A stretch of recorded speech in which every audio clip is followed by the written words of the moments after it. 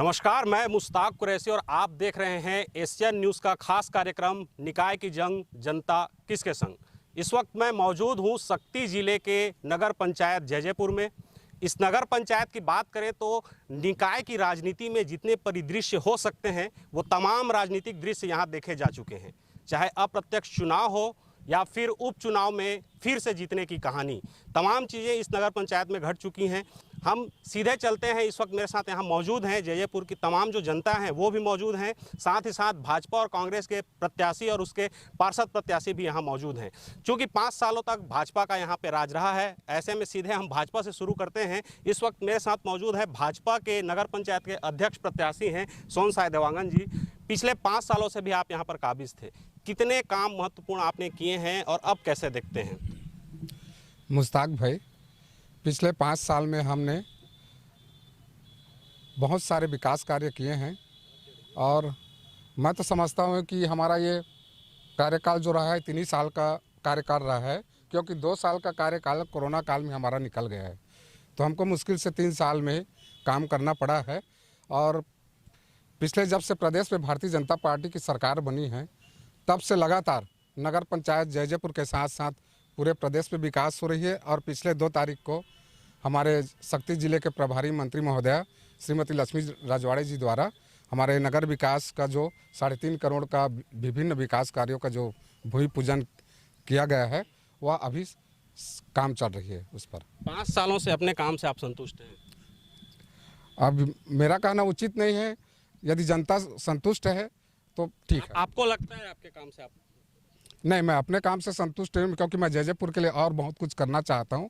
चूँकि हमारे प्रदेश में भारतीय जनता पार्टी की सरकार है तो निश्चित रूप से इस बार हम लोग आएंगे तो बहुत जैजेपुर को बहुत आगे। 5 सालों से काम जारी है और एक मौका फिर चाहिए ताकि काम की गति को बढ़ाया जा सके। कांग्रेस के लोग हैं, उनसे भी बात करते हैं। काफ़ी बड़े दावे किए जा रहे हैं कि 5 सालों तक विकास की गंगा बही है। देखिए, लोकतंत्र में हमेशा से 2 प्रणाली से चुनाव होते आए हैं, एक प्रत्यक्ष प्रणाली से और एक अप्रत्यक्ष प्रणाली से।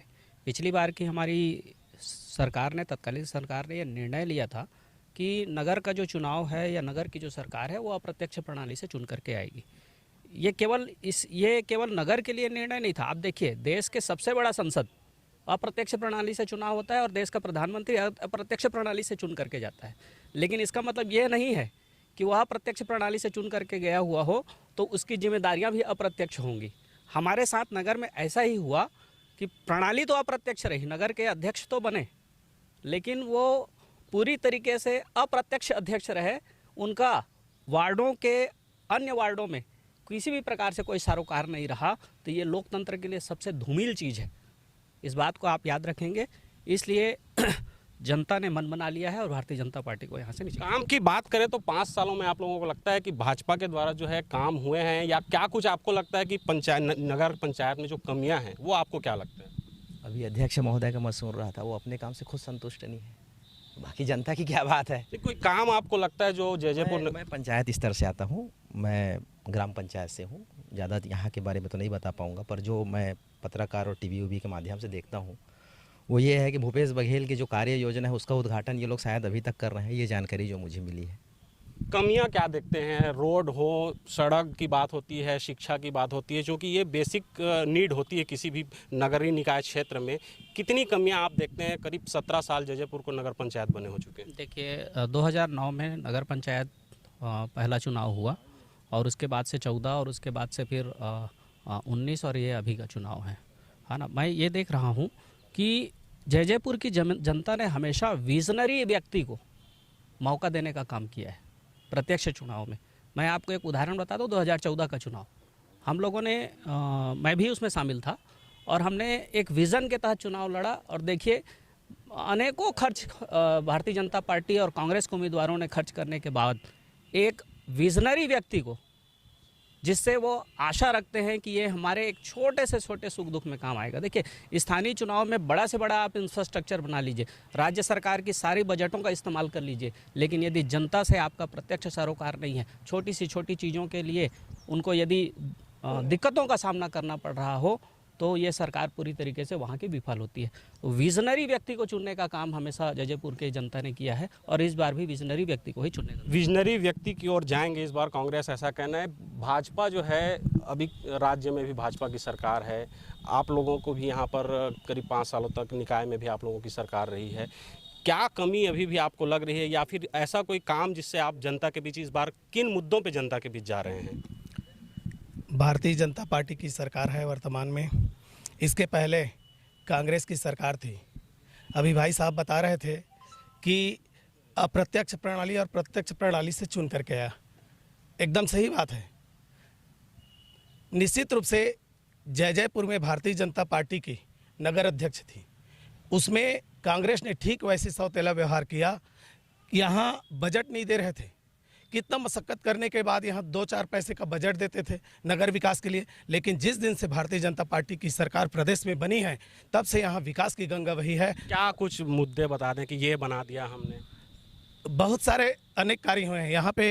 अपन सड़क की बात करें, कहीं भी वार्ड में चले जाइए, सारे सड़कें बन रही हैं, सीसी रोड बन रही है, बिजली लगाए गए हैं, नाली का निर्माण हुआ है, हर एक वार्डों में आवास दिए गए हैं। सरकार की विभिन्न सारी योजनाएं, अपन ऐसा कहीं पर भी नहीं छूटा होगा। एक एक नगर में जा कर के आप पता करें, एक एक घर में आप जा कर के पता करें, सरकार की जितने महत्वाकांक्षी योजना है सभी को नगर पंचायत जैजैपुर के नगर अध्यक्ष भारतीय जनता पार्टी की है, उन्होंने बेहतर से बेहतर करने का प्रयास किया। और निश्चित रूप से आने वाले समय में भारतीय जनता पार्टी के यहाँ के प्रत्याशी को विजय श्री मिलेगा और यहाँ जैजैपुर में विकास की गंगा बहेगी। सड़क, नाली, पानी, शिक्षा, तमाम चीज़ें गिनाए जा रहे हैं। नहीं, ठीक है, पहले तो मैं हमारे साथी भारतीय जनता पार्टी के वरिष्ठ नेता हैं, बड़े भैया हैं, उनका जवाब दे दूँ।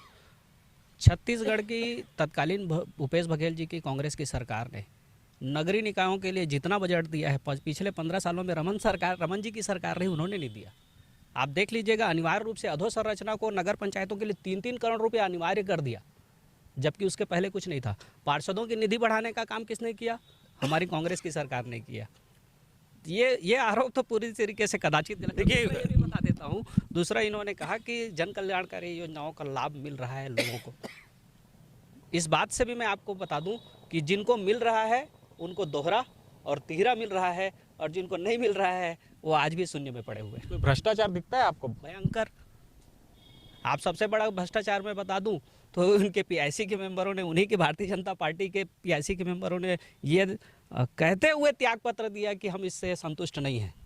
तो ये इससे बड़ा और नमूना आप ले सकते हो। भ्रष्टाचार के भी आरोप लग रहे हैं, त्याग पत्र की बात आ रही है, और जो काम हुए हैं वो कांग्रेस की सरकार की वजह से हुए। कैसे दिखते हैं?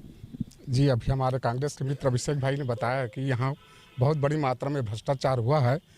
तो मैं आपके माध्यम से अभिषेक भाई से पूछना चाहता हूँ कि भ्रष्टाचार हुआ है वो बोल रहे हैं, यदि भ्रष्टाचार हुआ है तो भ्रष्टाचार को संरक्षण देने वाले सबसे ज़्यादा भ्रष्टाचारी हैं। प्रदेश में कांग्रेस की गवर्नमेंट थी 4 साल तक, जब हमने भ्रष्टाचार किया है, भ्रष्टाचार कर रहे थे, तो हमारे कांग्रेस के मित्र लोग क्या कर रहे थे? आज तक उन्होंने कांग्रेस के सरकार में, उनकी अपनी सरकार में भ्रष्टाचार के खिलाफ कुछ आवाज़ बुलंद की है? कोई शिकायत आवेदन वगैरह किए हैं? यदि किए हैं तो बता दें। तो ये सीधी तरह से मतलब कुल मिलाकर के भारतीय जनता पार्टी की सरकार को डोमिनेट करने का प्रयास है। अनर्गल भ्रष्टाचार का आरोप लगा रहे हैं, और आपके चैनल के माध्यम से मैं चैलेंज करता हूं कि मेरे खिलाफ एक भी भ्रष्टाचार की शिकायत, इन लोग एक भी भ्रष्टाचार शिकायत साबित कर दें तो मैं राजनीति से संन्यास ले लूंगा। भाजपा की तरफ से चैलेंज, बड़ा चैलेंज है कि अगर भ्रष्टाचार साबित कर दें तो राजनीतिक संन्यास ले लिया जाएगा। मैं उस चैलेंज को अभी स्वीकार करता हूँ। और माननीय अध्यक्ष महोदय, जो तत्कालीन अध्यक्ष महोदय भैया सोनसाय देवांगन जी, उन्होंने कहा कि कांग्रेस के लोग जो वहाँ बैठे हुए थे उन्होंने क्यों शिकायत नहीं किया। बहुत अच्छा सवाल है, और उसका परिदृश्य आप अभी के चुनाव में ज़रूर देखेंगे। मैं आपको बता दूं, पिछली बार हमारे कांग्रेस ने एक व्यक्ति पर भरोसा किया जिसका नाम है बलराम झंकेश्वरी चंद्रा, जिन्होंने 2014 के चुनाव में विधानसभा के हमारे प्रत्याशी के साथ गद्दारी की। 2019 के अभी चुनाव में बालेश्वर जो प्रत्याशी हमारे थे कांग्रेस के, उसके साथ गद्दारी की। मतलब उसको ये कहना चाह रहा हूँ मैं कि वो व्यक्ति कांग्रेस के साथ कभी नहीं था। वो व्यक्ति तो शुरू से भारतीय जनता पार्टी का सदस्य रहा। 6 साल पहले निष्कासित हुआ था भारतीय जनता पार्टी से, मतलब वो कंबल ओढ़ करके घी खाने वाले व्यक्ति में था और कंबल ओढ़ करके घी खा रहा था। इसलिए कांग्रेस ने उसको पहचाना और उसकी गद्दारी का परिणाम दिया कि उसको एक टिकट भी आज कांग्रेस ने नहीं दिया। और इनके भ्रष्टाचार में कांग्रेस ने जिसको प्रतिनिधित्व दिया था झंकेश्वरी रामचंद्रा, उन्होंने कंबल ओढ़ करके घी खाया है। देखिए, जयजयपुर नगर पंचायत के राजनीतिक दृष्टि की बात करें तो यहाँ पर जय वीरू की जोड़ी का उदाहरण दिया जाता था। आज जो जोड़ी है वो दोनों अगल बगल आमने सामने खड़ी हुई है। एक तरफ अभिषेक स्वर्णकार जी हैं और दूसरी तरफ महेंद्र चंद्रा जी हैं, जो कि पूर्व अध्यक्ष भी रहे हैं। आप ही के दोस्त रहे हैं, विपक्षी पार्टी में, कितने सहमत उनकी बातों से? निसंदेह आपके चैनल का मैं बहुत बहुत धन्यवाद देता हूं, और जो आपने बात कही निश्चित रूप से 100% सही है। ये कांग्रेस जो है कह रही कि जो भी मिला है नगर पंचायत जयजयपुर को पिछले 5 सालों में, वो भाजपा ने नहीं दिया है, बल्कि वो राज्य सरकार ने दिया है। जितने भी विकास हुए वो कांग्रेस ने किए हैं। आपको लग रहा है ये बात सही? देखिए, जिसकी प्रदेश में सरकार रहती है बजट का आवंटन वहीं से होता है, इसमें कोई संदेह नहीं है कि सरकार थी कांग्रेस की, बजट आया कांग्रेस की ओर से। लेकिन जो गरीबों को उनका जो जीवन स्तर है उनको जो उठाने का जो काम है, बड़ा काम, चाहे वो आवास का हो चाहे वो शौचालय का हो, ये सेंट्रल गवर्नमेंट की बजट है और उन्होंने उसको बड़ी उदारता के साथ पूरे देश भर में दिया। उत्तर दूंगा। माननीय अभिषेक सोनी जी ने कहा कि भूपेश बघेल की सरकार ने नगर पंचायत को बहुत विकास कार्य के लिए बहुत से राशि आवंटन किया। बगल में बाराद्वार है, उसी बगल में सारा गांव है, बगल में शक्ति है। सारे नगर अध्यक्ष तो कांग्रेस पार्टी के रहे, लेकिन आप सारे आंकड़े निकाल के देख लीजिए कि सबसे ज़्यादा विकास कार्य की राशि अगर कहीं पर आवंटन हुआ तो जयजयपुर में हुआ। तो क्यों हुआ? क्योंकि हमारे नगर अध्यक्ष सक्रिय रहे। उन्होंने जयजयपुर के हितों की लड़ाई लेकर लगातार सरकार के पास गया और उन्होंने जयजयपुर विकास के लिए राशि की मांग की, और भूपेश सरकार को भी झुकना पड़ा। बीजेपी के सरकार रहते हुए भी हमारे नगर पंचायत को ज़्यादा राशि दी, न कि उनके सरकार के अध्यक्षों को दिया। भाजपा का भी कुछ समय तक राज्य सरकार रहा है, जब यहाँ नगर पंचायत में आपकी सरकार थी। किस कार्यकाल में ज़्यादा बजट आया? अभी तो हमको 3.5 करोड़ अभी मिला है।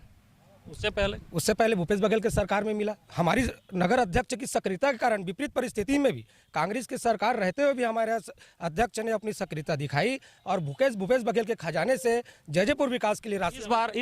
इस बार क्या मुद्दे हो सकते हैं नगर पंचायत की बात? नगर विकास हमारी पहली प्राथमिकता। राजनीति में हमारे आने का पहला उद्देश्य हमारे नगर पंचायत महतारी के लिए विकास करना है, और निश्चित ही सोन साय जी ने विगत 5 सालों में नगर विकास किया है और आने वाले वक्त में नगर विकास अभी क्या कमी और है? जो अगर 5 सालों में विकास हुआ है मान लेते हैं, तो अब क्या कमी है जिसके लिए अब आप लोग आगे देखते हैं? अब बड़ी बजट की राशि की आवश्यकता नगर पंचायत जयजयपुर को पड़ेगी। रोड नाली वो तो बनते ही रहेगा, अधोसंरचना मत 15वीं वित्त 16वीं वित्त की जो पैसा राशि आती रहेगी उससे बनता रहेगा। हमें स्टेडियम को पुनर्निर्माण कराना है, चौड़ी सड़क को हमको गौरव पथ बनाना है, और आने वाले वक्त में हर घर में पानी की व्यवस्था हो, गरीबों के जिनके मकान बच गए हैं उनके पक्का मकान बने, और आने वाले वक्त में हर वो जनता सरकार से आने वाली राशियों का उनके घर तक, उनके खाते तक राशि पहुंचे, ये पहली प्राथमिकता है। देखिए, हमारे साथ यहाँ पे कांग्रेस के लोग भी हैं, उनसे भी बात करते हैं।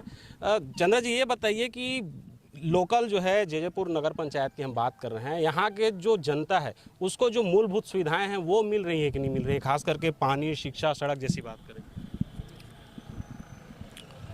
पानी के लिए तो दिक्कत है, पानी के लिए दिक्कत है। आज यहाँ सड़कें भी जहाँ होनी चाहिए ऐसा नहीं हुआ है, ऐसे जगह मूलभूत सुविधाओं की कमी देख रहे हैं जी। देखिए, आरोप लगा रहे हैं कांग्रेस वाले कि मूलभूत सुविधाएं आप लोग ठीक नहीं कर पाए हैं। कोई वार्ड है आप लोग की जानकारी में जो आप लोग एक दिखा सकते हैं, बता सकते हैं कि आप यहाँ जाइए और इन सभी सुविधाओं को आप देख सकते हैं?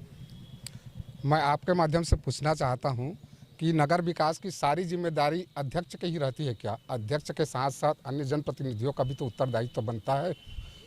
भाई दिलीप चंद्रा जी नगर पंचायत के उपाध्यक्ष हैं। चोट पे बोलूँगा, मेरे वार्ड क्रमांक 7 चलिए, हमने स्ट्रीट लाइट लगाया है, दोनों तरफ नाली बना है, हर घर नल पानी पहुंचाने का काम किया है। मैं अब डंके के चोट में वार्ड क्रमांक 7 में आपको आमंत्रित कर वार्ड क्रमांक 7 में जो है आप देख सकते हैं उदाहरण की विकास हुआ है। देखिए, अभी हमारे साथी ने कहा कि बजट जो है वो सर्वाधिक हमारे कांग्रेस की भूपेश, तो वो उनकी सक्रियता नहीं है उनके अध्यक्ष जी की।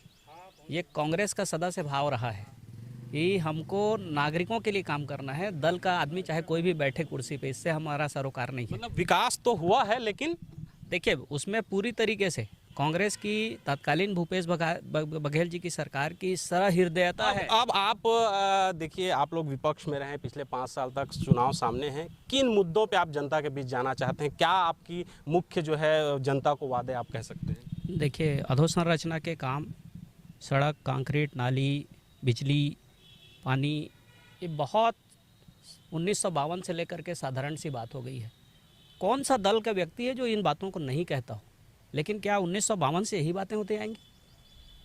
आज हमारा विज़न, हम 21वीं सदी की ओर जा रहे हैं। आप हमारे जयजयपुर का क्या आवश्यकता है? हमारा सांस्कृतिक महत्व कहाँ घट गया? हमारे नगर का सामाजिक महत्व कैसे घट गया? हमारे नगर के लिए जो शिक्षा में जो अग्रणी होना चाहिए था, वो कैसे घट गया? तो हमको इन क्या मानते हैं किन कारणों से ये सब जो है पीछे जा रहे हैं? केवल नेतृत्व। देखिए, ये जो विकास होता है, जी बताएं। सबसे पहले तो मैं एशियन न्यूज़ चैनल वालों को शुभकामनाएं प्रेषित करता हूं। निश्चित रूप से देखिए, केंद्र और राज्य में भारतीय जनता पार्टी की सरकार है। हम लोग 5 साल भारतीय जनता पार्टी के जो अवसर मिला था, उसमें हम लोग पूरे दमखम से अध्यक्ष के नेतृत्व में प्रत्येक वार्ड में बिजली, पानी, सड़क, और देखिए हमारे देश के यशस्वी प्रधानमंत्री नरेंद्र मोदी जी महिला सशक्तिकरण में विशेष रूप से ध्यान दे रहे हैं। हर महिला को प्रति महीना 1-1 हज़ार रुपये की राशि दे रही है। इसमें देखिए हम लोग निश्चित रूप से महिलाओं को प्रभावित करेंगे ही। और मैं तो कहता हूँ, हम 10-12 वार्ड में अध्यक्ष के साथ साथ पूरे 10 से 12 वार्ड में भारतीय जनता पार्टी की पार्षद जीत कर आ रहे हैं। और मैं तो कहता हूँ 15 में 15 हम लोग लीड कर रहे हैं। यहाँ पर स्थिति ऐसी हो गई थी कि कांग्रेसियों को प्रत्याशी खोजना पड़ गया था वार्ड में पार्षद चुनाव के लिए। इनको 1 हफ्ते तक मंथन करना पड़ा था कि पार्षद किसको लड़ाया जाए। घर में जा के पूछते थे, आप चुनाव लड़ेंगे कांग्रेस से? कांग्रेसियों को पार्षद नहीं मिल रहा था। ऐसी स्थिति कांग्रेस की जयपुर में हो गई है, तो ये क्या विकास करेंगे बताइए मुझे? 5 साल 15 की 15 सीटें जीत रहे हैं, शायद 2-3 कम बतला रहे हैं, लेकिन आप लोगों को टिकट के लिए वो दावेदार नहीं मिल रहे थे। देखिए, ये तो पहली बात तो आत्मविश्वास की पहली कमी। भाजपा के साथी ने कहा कि हम 10 से 12 सीटें जीत करके आएंगे।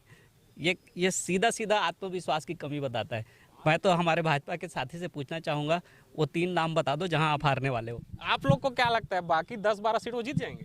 बिल्कुल भी नहीं। आप कितने सीट पे आ रहे हैं? हम लोग 15 के 15 सीट पे और एक अध्यक्ष मिला करके 16 सीट पे 16 सीट पे जा रहे हैं। भाई साहब देखिए, मैं पहले तो उनकी बातों को उत्तर देना चाहता हूँ। वो अभी कह रहे थे कि हमारी सांस्कृतिक धरोहर कहाँ गई है। आज हमारी लड़ाई नाली, सीसी रोड यहीं तक सीमित रहेगा? आपने हमसे डिबेट किया, हमने सीधा बताया कि हमें उच्च स्तरीय स्टेडियम चाहिए, हमें गौरव पद चाहिए। और आने वाले समय में अनुविभाग की लड़ाई, और हमारे नेताओं ने उसके लिए लिखा पढ़ी भी कर लिया है, अनुविभाग की लड़ाई। भूपेश बघेल सरकार ने जब एसडीएम कार्यालय भारतीय जनता पार्टी की सरकार रमन सिंह ने कर दिया था, राजपत्र में जिसका नाम अंकित आ गया था, भूपेश बघेल सरकार ने क्यों हमारे एसडीएम कार्यालय के हक को हमको छीना? निकाय की जंग के साथ अब मामला थोड़ा सा दूर पकड़ रहा है और एसडीएम कार्यालय यहाँ से गायब हो। बहुत बढ़िया बात कही। हमारी सरकार ने तो जयजयपुर को अनुविभाग के लिए राजपत्र में प्रकाशित किया कि नहीं। हमारा प्रदेश की कांग्रेस की सरकार ने भूपेश बघेल जी के मुख्यमंत्रित्व काल में राजपत्र में जयजयपुर अनुविभाग के लिए प्रकाशित हुआ। किन्हीं कारणों से रुका रहा। मैं आज भी दावे के साथ कह सकता हूं, भारतीय जनता पार्टी का उन 5 सालों में एक चिट्ठी बता दें और मैं आपको 6 चिट्ठी बता दूंगा जिसमें मैंने स्वयं माननीय मुख्यमंत्री जी को, राजस्व मंत्री जी को जल्द से जल्द अनुविभाग को चालू कराने के लिए लिखा है। देखिए, नेतृत्व के लिए प्रयास आवश्यकता है। आप बैठ करके इंतजार कर रहे हो, ये गलत बात है। नगर के साथ खेल रहे हो आप लोग की सरकार आएगी तो जयजयपुर वालों को वादा कर रहे हैं अनुविभाग का। उस विषय में बोलूंगा, अनुविभाग के लिए अगर उन्होंने 5 आवेदन दिया, उसके लाभ कांग्रेस के माल खरीदों को मिला, माल खरीदो विधायक को मिला, जयजयपुर को नहीं मिला उनके प्रतिवेदन से। मैं पूछना चाहता हूं, अभिषेक भाई उस बात को बता दे कि किन कारणों से वो रुका राजपत्र में? कारण पूछा जा रहा है कि आखिर अनुविभाग क्यों नहीं बना। देखिए, कारण मैं बहुत अच्छे से राज्य सरकार के बड़े शीर्षस्थ नेताओं ने जो फैसला लिया होगा या जिन कारणों से रुका होगा, उसकी जवाबदेही मेरी नहीं बनती है। मेरा नगर के नाते, एक नेतृत्वकर्ता के नाते मेरा प्रयास हमेशा से रहा और मैंने अपने प्रयास को 100% करने का। आगे अगर आप लोगों की निकाय में जीत होती है तो अनुविभाग के लिए आप लोग जाएंगे? बिल्कुल, एकदम 100%। लेकिन वो अभी तो सरकार भी नहीं है। सरकार नहीं है तो क्या उनसे पूछ लीजिए कि वो देने वाले हैं कि नहीं है। हम लोग मुश्ताक भाई, बनाएंगे, ये पहली प्राथमिकता है हमारी। अभी हमारे कांग्रेस के मित्र लोग बोल रहे थे कि यहाँ सीसी नाली के अतिरिक्त और कुछ काम नहीं हुआ है, तो हमारे कांग्रेस के मित्रों को मैं ये बताना चाहूँगा, सीसी नाली के अतिरिक्त अभी यहाँ जैजैपुर नगर पंचायत में बहुत अच्छी लाइट की व्यवस्था हुई है। इनके अतिरिक्त 4.5 करोड़ रुपये की लागत से पानी टंकी का निर्माण हो रहा है। हर घर शुद्ध पेयजल पहुँचाने का प्रोग्राम है। मुक्ति धाम का निर्माण हो रहा है, कब्रिस्तान का निर्माण हो रहा है, शौचालय का व्यवस्था हो गया है। इसके अतिरिक्त विभिन्न स्कूलों में अहाता का निर्माण हो गया है। बहुत में काम चल रहा है। स्कूल का निर्माण हो गया है, पढ़ाई का स्तर कैसे है? जी, पढ़ाई का स्तर हमने प्रयास किया कि बहुत अच्छी हो करके, और उसके लिए हम लोग प्रयासरत हैं और अच्छी स्थिति अभी बन रही है। स्कूलों में शिक्षक वगैरह यहाँ पे आसपास में जितने भी स्कूल हैं, आप स्वयं जा करके देख लीजिए, यदि शिक्षकों की कमी नहीं होगी तब आप बताइएगा। पहले आप लोग लड़े हैं लड़ाई उसकी? बिल्कुल, और ये भी बता देता हूँ, लगातार लड़ रहे हैं। इसके बाद बता दूँ, जल पहुँचाने का काम जल आवर्धन योजना से हो रहा है, और जल आवर्धन योजना के लिए हमारी सरकार ने, हमारी जो भूपेश बघेल जी की सरकार रही तत्कालिक, जल आवर्धन के लिए 100 करोड़ रुपए से अधिक की राशि दी है। आपको पता है, मिरौनी बैराज से पानी को लिफ्ट किया जाएगा। शक्ति ना, ये गलत पैसा, राशि किसने दिया? राशि किसने दिया? बजट में राशि किसने दिया? हो सकता है रमन सिंह जी का विजन भी रहा होगा। रमन सिंह जी की सरकार ने वो स्वीकृति नहीं दी। आप स्वीकृति बताइए। हम बता रहे हैं, मैं ये नहीं कह रहा हूं कि रमन सिंह की सरकार का विजन नहीं रहा होगा, जल आवर्धन योजना रहा होगा, लेकिन राशि हमारी सरकार में जारी हुई। पिछले चुनाव में बड़ा मुद्दा था महिलाओं का, जो महतारी वंदन योजना है, ये असर डालेगा? फ्रॉड महतारी वंदन है, पूरी तरीके से महिलाओं को बेवकूफ़ बनाने वाला। क्या कहा था घोषणा पत्र में? 1000 रुपये प्रति महिलाओं को। 500 पेंशन वालों को क्यों 500 दे रहे हो भैया? ये योजना के ऊपर सवाल खड़े हो गए हैं। देखिए, निश्चित रूप से अब मतदान करेंगे यहाँ की माताएं, उनको लाभ मिल रहा है कि नहीं मिल रहा है, वो निश्चित रूप से उन पर मोहर लगाएंगी। देखिए, हमेशा हमने तो दिया, हमने जो वादा किया, हमने 1000 दिया। इन्होंने 500 रुपए देने की घोषणा की थी। भूपेश सरकार ने अपने घोषणा पत्र में 500 रुपए जारी किया था। पूछे इन कांग्रेसियों कि उन्होंने 5 साल के सरकार में क्यों 500 रुपए? निश्चित रूप से बेरोजगारी भत्ता का भी वादा किया गया था। एन वक्त में चुनाव के 6 महीना पहले बेरोजगारी भत्ता इन्होंने दिया था, वो भी उसमें भी क्राइटेरिया जारी कर दिया था कि इनको बेरोजगारी भत्ता मिलेगा, इनको बेरोजगारी भत्ता नहीं मिलेगा। देखिए, वो बोल रहे हैं कि भाजपा की जो सरकार है वो अपने वादे पूरे करती है, लेकिन आप लोग बोल के नहीं कर। देखिए, ये तो पूरी तरीके से मुद्दों को भटकाने वाली बात है। नगर सरकार की बात चल रही है, राज्य सरकार और केंद्र सरकार में पहुंच रहे हो आप। माने इससे तो ये स्पष्ट समझ में आता है कि आप नगर पे डिबेट नहीं करना चाह रहे हैं, नगर के मुद्दों पे नहीं चाह रहे हैं। नगर के मुद्दों पे आइए। क्या मुद्दे आप देख रहे हैं? मैं बार बार वही सवाल लेकर आ रहा हूं कि ऐसा कोई मुद्दा आप हमें बताएं जो जनता जिसकी ओर प्रतीक्षा कर रही हो कि हमें जैजैपुर में ये चाहिए। देखिए, वो निश्चित रूप से जैजैपुर की जनता बहुत आशा भरी नज़रों से एक विजनरी व्यक्ति को देख रही है कि विज़न क्या। देखिए, जो काम राज्य सरकार की ओर से स्वीकृत होकर के आपको अनिवार्य रूप से आ रहे हैं, उसको करा देना कुर्सी का काम नहीं है। 5 साल में मैं तो पूछ रहा हूँ, उसके अलावा भारतीय जनता पार्टी की जो नगर की सरकार है उसने क्या किया, ये बताइए। भाई साहब, नगर की सरकार ने बहुत सारे विकास के कार्य किए। अभी बता रहे थे कि एसडीएम कार्यालय, निश्चित रूप से भारतीय जनता पार्टी की सरकार है, गांव गरीब किसानों की सरकार है, किसान के हित में बात करने वाली सरकार है और किसानों का स्तर ऊंचा उठाने वाली सरकार है। आपको ये 5 साल में भारतीय जनता पार्टी की यहाँ सरकार बनती है, एसडीएम की कार्यालय भी खुलेगी यहीं। ये कांग्रेस की सरकार नहीं है, कहीं खुलेगी और उसको उठा करके उसके नेता दूसरे जगह ले जा रहे हैं। ऐसा नहीं करती भारतीय जनता पार्टी की सरकार। भारतीय जनता पार्टी की सरकार एक एक गांव के गरीब किसानों की चिंता करने वाली सरकार है और निश्चित रूप से भारतीय जनता पार्टी के नगर सरकार बनने पर विकास की बयार लगेगी यहाँ। देखिए, हमारे कांग्रेसी मित्रगण हमको अभी बोले हैं कि नगर विकास पर बात करें। हम नगर विकास पर बात करना चाहते हैं, वो बताए कि हमने 5 सालों में ऐसा क्या काम नहीं किया जो वो करना चाह रहे हैं। बताइए, क्या काम है जो बच गया है? बहुत अच्छी तरीके से, बहुत अच्छा सवाल है। इसी सवाल का तो इंतजार करता हूँ मैं। आप बताइए, नगर में जो नगर की सरकार है उसको सदन में बैठ करके प्रस्तावों को लेने का अधिकार है कि नहीं है? ठीक है, हमारी सरकार ने राजपत्र में एसडीएम कार्यालय को प्रकाशित कर दिया, नहीं दिया। आप उसको यदि चाहते थे तो सदन में प्रस्ताव करके ला करके राज्य सरकार को क्यों नहीं भेजे? क्या निकाय की बात कर रहे हैं? निकाय में ही पूरा ये देखिए, सदन स्वतंत्र है। शायद अधिनियम पढ़े वो, सदन स्वतंत्र है, सदन प्रस्ताव ला सकता है, सदन प्रस्ताव को राज्य सरकार को भेज सकता है। केवल सीसी रोड, नाली और बिजली पानी इसी के लिए प्रस्ताव नहीं लाया जा सकता। सदन की स्वतंत्रता है, सदन कुछ भी प्रस्ताव को ला सकता है, अपने व्यापारियों को संरक्षण के लिए प्रस्ताव ला सकता है और विभिन्न सारे ऐसे मुद्दे हैं जिनको ला सकता है, क्योंकि नगर की सरकार है। जिस प्रकार से राज्य सरकार राज्य के हितों का फैसला लेती है, वैसे ही नगर की सरकार को पूरी तरीके से अधिनियम में अधिकार है कि वो नगर के हितों का फैसला ले। पिछली बार जो है आप लोगों ने, कांग्रेस की सरकार ने अप्रत्यक्ष प्रणाली लेकर आया था, जैजैपुर में उल्टा पड़ गया। हाँ, ये मैंने आपको इसके पूर्व भी बताया कि कुछ गद्दार साथी हमारे साथ मिल करके गद्दारी कर रहे थे और उस गद्दारी का परिणाम कांग्रेस को भोगना पड़ा। लेकिन कांग्रेस उससे सचेत हुई और उसको, जिसने हमारे साथ गद्दारी किया, आज उसको आईना भी दिखाया गया है और आप देख भी रहे हैं। कहाँ से हैं आप? मैं थोड़े के रसोई नहीं, लोग तो पूछे। नहीं, आप जैजैपुर विधानसभा क्षेत्र से आते हैं जी। कैसे देखते हैं भाजपा के कार्यकाल को? बिल्कुल गलत करते हैं कार्य। क्या कमियां हैं? हर चीज़ का कमियां है। क्या चीज़ में सच्चाई के बोलते हैं? सब में तो झूठ ही झूठ बोलते जाते हैं इन लोग। सिर्फ हवा हवाई। हवा हवाई वो है। नाम तो आप ही लोग पूछ लो, नाम तो आप ही लोग जानते हो, उसमें बतलाने क्या बात है? ये पार्षद है कोई यहाँ पर? पार्षद है कोई यहाँ पर? कोई प्रत्याशी?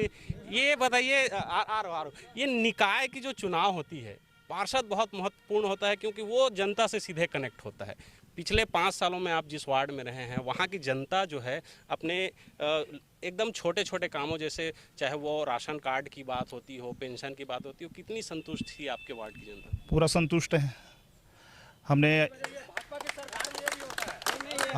हमारे वार्ड के बारे में बता रहा हूँ मैं केवल वार्ड के बारे में बता रहा हूँ। मेरे वार्ड में मैं अपने वार्ड के बारे में बता रहा हूँ। मैं अपने वार्ड में एक एक लोगों से मिल के जो मेरे पास आए हैं, सबका काम किया गया है और कहीं पर काम नहीं छूटा है। मेरा अपना जो कार्य था वार्ड में एक पार्षद होने के नाते, वो मैं पूरा किया हूँ। वो अध्यक्ष दूसरे पार्टी के थे, दिक्कत थोड़ी होता था? नहीं, उनसे जो भी लड़ना था हम लड़ झगड़ के अपने वार्ड के लिए ले आते थे। लड़ना पड़ता था? हाँ, लड़ना पड़ता था भाई। लड़े तब पार्षद आपके। अभी राकेश अग्रवाल जी बोले हुए हैं अपनी वार्ड के बारे में। अभी तक मैं देखा हूँ जितने जो वार्ड के हैं, वार्ड नंबर 3 के, जो अभी भी जो जहाँ तक समस्या उलझी है, सब ज़्यादा नाली की। वहाँ नाली ऐसा लगता है सिटी में जितना गंदगी नहीं हो उतना वार्ड नंबर 3 में है। इस तरीक़े से विकास जो अच्छा नहीं है। ये आप ही के पार्टी के अध्यक्ष थे भैया, साफ नहीं करवाए? नहीं, उस समय पहले दूसरा था, उसके बाद अनुसार से वो कितना भी शिकायत किए तो उसके बावजूद भी नहीं हुआ है। ये वार्ड के विकास नहीं है। वार्ड में विकास नहीं है बोल रहे हैं भैया, आप तो अध्यक्ष रहे। आप हमारे कांग्रेसी मित्र पार्षद राकेश अग्रवाल जी से आप पता कर लीजिए, उनके वार्ड में कितने करोड़ का, लाखों का नहीं, कितने करोड़ का काम हुआ है। इसके बारे में आप फिर उनसे पूछिए, फिर उसके बाद मेरे पास आइए, फिर मैं बताऊंगा। करोड़ों का काम करवाए हैं बता रहे हैं? है, बिल्कुल करोड़ों का काम कराए होंगे। हमारी सरकार ने, भूपेश बघेल जी की सरकार ने पैसा दिया है, करोड़ों रुपए कैसे नहीं कराएंगे? कराना पड़ेगा उनको तो भाई, वो तो हमारा पैसा, हमारी राज्य सरकार ने पैसा। इधर पे पार्षद के कोई प्रत्याशी हैं? ये कौन सा वार्ड से? मैं वार्ड नंबर 2 से पार्षद प्रत्याशी हूँ। पिछले बार कितनी जनसंख्या है आपके वार्ड की? 441 जनसंख्या है और 222 महिला और 219 पुरुष। ये इनकी जो बेसिक समस्याएं हैं, क्या आपके पास आए हैं कभी समस्याओं के लिए? हाँ जी, बिल्कुल। हर समस्या है, समस्या था, हम मिलकर समस्या का निवारण किए हैं। आज देख लीजिए, हर गरीब जो पात्र हैं, आज पीएम आवास योजना की हर गरीब जो पात्र हैं उनको आवास की योजना की लाभ मिल रहा है। मेरे वार्ड में जाके मुआयना करा लीजिए। निश्चित रूप से हम लोग भारतीय जनता पार्टी के अध्यक्ष है, हम सब पार्षद मिल करके विकास कराए हैं और निश्चित रूप से विकास कराते रहेंगे। और पार्षदों को बड़ी जिम्मेदारी होती है, क्योंकि जो आम जनता है वो सीएम के पास बाद में जाती, पहले पार्षद के पास आती है। कैसे देखते हैं अपने वार्ड के पार्षद? मैं हमेशा प्राथमिकता में आम जनता को ही रखते हैं। अपने मतदाता हमारी पहली प्राथमिकता है और उनकी हर वो समस्या हमारे लिए समस्या है और उसका निराकरण करना हमारा उद्देश्य है। कोई समस्या जो लेकर आए हो आपने सॉर्ट आउट किया? हमने सारी समस्याएं सॉर्ट आउट किया। मैं तो इतना कहूँगा, मैं इतने दावे के साथ कह सकता हूँ कि मेरे वार्ड के किसी भी मतदाता को नगर पंचायत आने की आवश्यकता नहीं पड़ी मेरे 5 सालों में। ये भाजपा के जो पार्षद हैं उनका कहना है कि उनके वार्ड के जनता को जाना नहीं पड़ता था, इतना तेजी से काम करते थे। आप लोग के पार्षद? तो वही तो बुरी बात है, जाना ही नहीं पड़ता था। सोचिए, जनता जाना ही नहीं चाहती थी। जनता जाना चाहती, यदि उनका हल होता तो जनता दौड़ दौड़ करके जाती है अपने नेता के पास, हमारा ये काम करे, और जाना नहीं चाहती थी। इसका अर्थ क्या है? मतलब रुकता था काम। बिल्कुल रुकता था। वो समझ जाते थे एक बार गए उसके बाद जाना, अरे यार कोई मतलब ही नहीं है तो क्या जाए, इसलिए नहीं जाना चाहती थी। दूसरा एक और चीज़ बता देता हूँ, एक बहुत बड़ी घटना नगर पंचायत की सामने आई।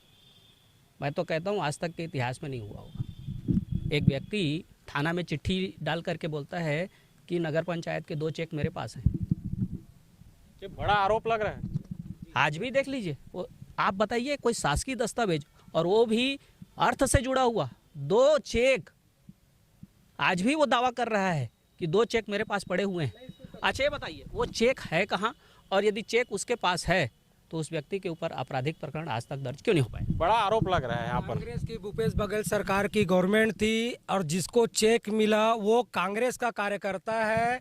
आज भले ही उनको इन लोग निकाल दे पार्टी से, लेकिन 5 सालों तक इन्होंने अपने कंधे में उसको झेला है। और कांग्रेस के कार्यकर्ता को चेक मिला अचानक, वो कह रहे हैं भाई साहब कहाँ से आया?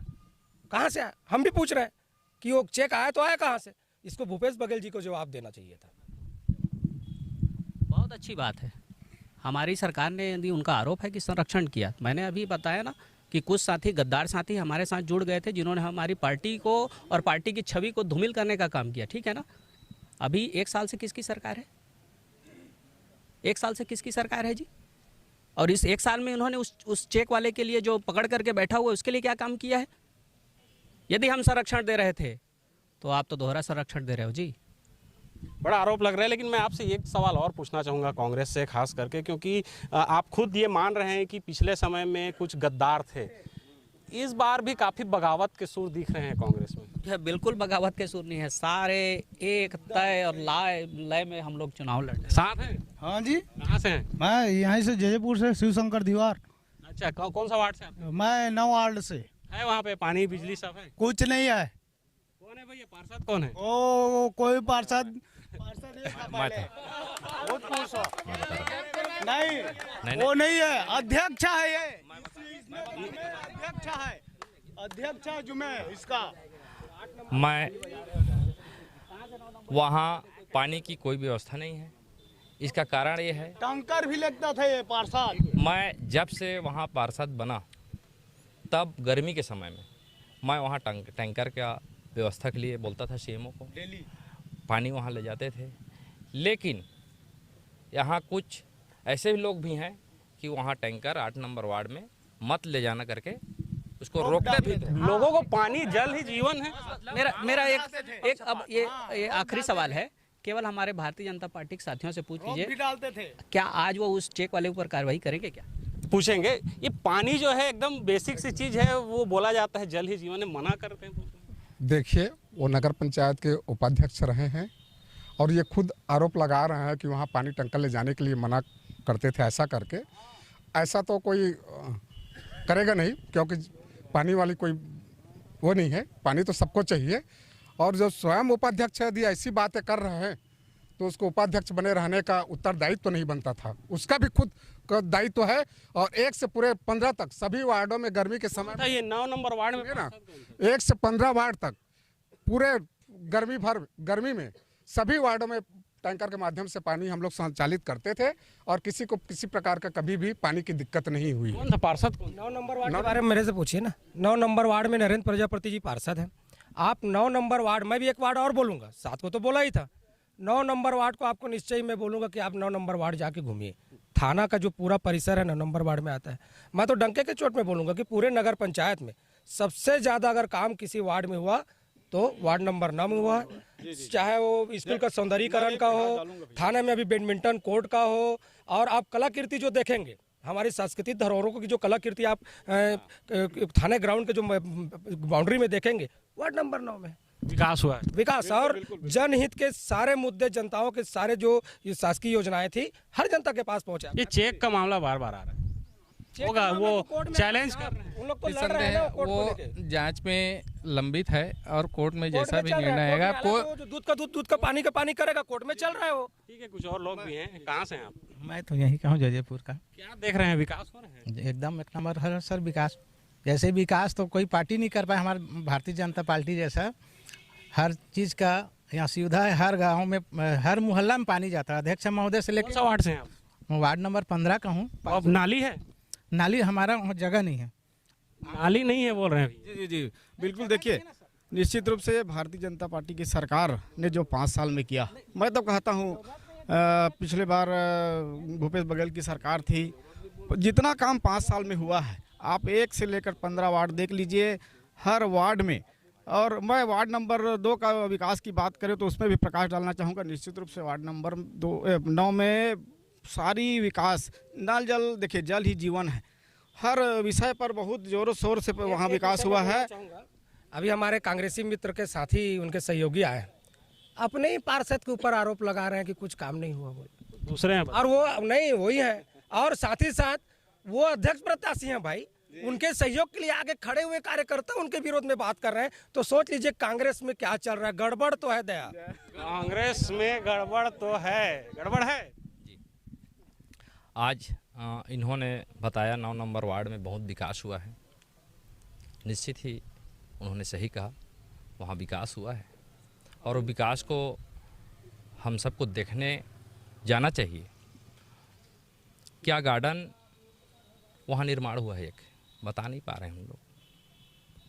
क्या कमी हुआ नहीं हुआ? गार्डन बना है, लेकिन किसी शासकीय परिसर थाना के अंदर में, बाउंड्री के अंदर में सार्वजनिक गार्डन को बनाएंगे तो उसका लाभ किसको मिलेगा? क्या कोई आम नागरिक वहाँ जा सकता है क्या? गार्डन को सवाल। पहली बात तो विधि सम्मत है। देखिए किसी शासकीय परिसर के अंदर, किसी अन्य विभाग के शासकीय परिसर के अंदर नगर का व्यक्ति गार्डन बना देगा? बड़ा सवाल है कि ये विकास के नाम पे धोखा हुआ बोल रहे हैं। बाउंड्री वाल के अंदर में अगर मंदिर बन सकता है तो गार्डन क्यों नहीं बन सकता? सीधी सी पहली प्रश्न है। बिल्कुल बिल्कुल। क्या उस मंदिर का निर्माण नगरीय निकाय ने कराया था क्या? देखिए ये एक बड़ा है कि आखिर आज मंदिर में जा रही है कि नहीं जा रही है। गार्डन कल बन जाएगा, वहीं बैडमिंटन कौन पढ़ रहा है ये भी बता रहे हैं आपको। मैं हमारे मित्र से ये पूछना चाहता हूँ कि उद्यान जहाँ बनी रहती है वहाँ किसी को जाने की अनुमति नहीं रहती क्या? थाना परिसर के पीछे में बना गार्डन क्यों वो सार्वजनिक रूप से उसका उपयोग नहीं हो सकता? क्या परेशानी है भैया? अगर गार्डन वहाँ पे बन गया है तो परेशानी क्या है? देखिए परेशानी की बात नहीं है, आप कानूनी दावपेच समझिए। किसी शासकीय अन्य विभाग के शासकीय परिसर के अंदर कोई गार्डन कैसे बन सकता है भाई? क्या जगह आपको लगता है जहाँ बनना चाहिए? क्यों नहीं था? अनेकों जगह हैं और वो भी हमारे नगर का जगह है, वहाँ क्यों नहीं बनाया गया? इससे क्या आप मतलब वहाँ बनने से नुकसान क्या देख रहे हैं? देखिए नुकसान नहीं दे रहा हूँ, जो सार्वजनिक हित में उपयोग हो सकता था वो सार्वजनिक हित में उपयोग नहीं होगा। आप बताइए थाने के अंदर सार्वजनिक पब्लिक कितना जाएगी?